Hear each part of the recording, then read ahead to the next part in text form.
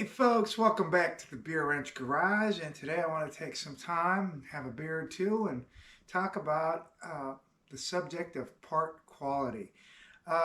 This video came about because two reasons. Working on my Forerunner, doing the timing belt, and a lot of the parts that I'm pulling off are parts that came with the car when it was built in 2006, parts that have lasted and are still in good working condition, but I'm replacing them. And then secondarily, I just saw a video by a YouTuber called Enthusiast Mechanic. I'll link this video below to the description, but he was talking about part quality. I think he's also a professional. He turns wrenches for a living. So I'm not a professional. I'm what I call a hobbyist mechanic. But I go through a lot of parts in comparison to most DIYers, most home DIYers. So I got some, experience and opinions, and I'm curious what you guys think. So I was making this video to give you my thoughts and see what you guys think, and it's an interesting topic to delve into. So let's get into it. Actually, before we get into it, if you're watching to this point, give me a thumbs up, please. And if you're interested in this channel, go ahead and subscribe, but also activate that little bell notification so you'll know every time I post a video and you'll keep track of the new ones.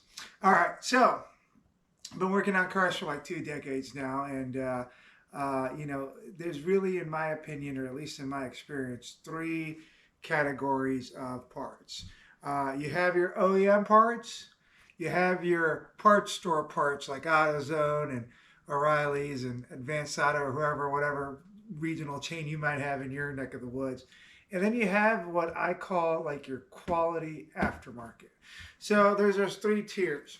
And a long time ago when I was younger, it was almost, you almost never ever went to get AutoZone, like the lowest tier of AutoZone parts, because that was just Chinese junk and it was going to be crap. And so for the longest time, it was always you go OEM or you don't, like that's what you do.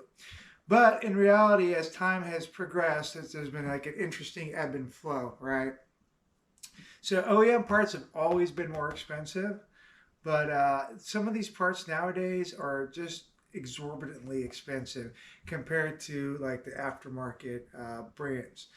And you gotta, like at least I do, you have to make this kind of risk versus reward balance when you're replacing a part to say or think, hey, if I go with this, how likely is it to fail, and how much work do I have to get back to replacing it? And so if it's not something that's critical and not something that there's a lot of work to get to, you might just go ahead and go with the parts store brand. But if it's something that's absolutely something you rely on and you just can't take a chance on, you go ahead and go with OEM. But then there's also this happy medium, and there's a lot of brands that are what I call like quality aftermarket brands that in many cases end up being what the OEM uses. So let me give you a couple examples of this, right? Like I said, I'm doing the timing belt on this Forerunner, and I pulled off the tensioner. And like I said, I looked at the invoice from the last time the timing belt was done, and I saw that the Toyota dealership that did it, all they charged for was a water pump and a timing belt and some other component, but nothing to do with the tensioner or the idlers or any of that. So the tensioner that I pulled off of the car was the one that it came with from the factory. So the tensioner that I pulled off the car, the timing belt tensioner, is a NTN brand. This is what came from the factory. That's why this engine came, this 4.7 liter 2 UZFE. Unless for whatever reason, the Toyota dealership that did the timing belt in 2013 used to replace the tensioner but didn't list it on the invoice. It wasn't a timing belt kit. They just replaced the timing belt and the water pump, not the tensioner, not the rollers.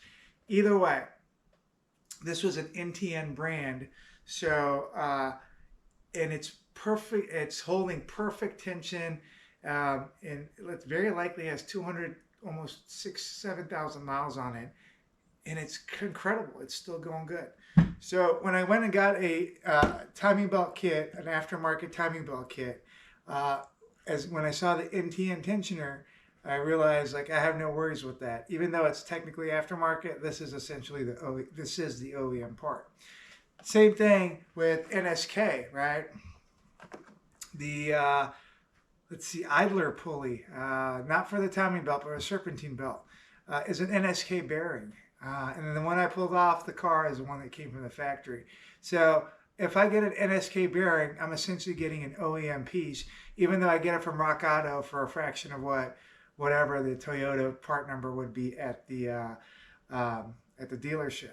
Same thing with the Denso, right? Denso supplies lots of OEM quality parts. The alternator that I pulled off this Toyota has 207,000 miles on it, is almost 20 years old, and it works just fine. There's no issue with the alternator.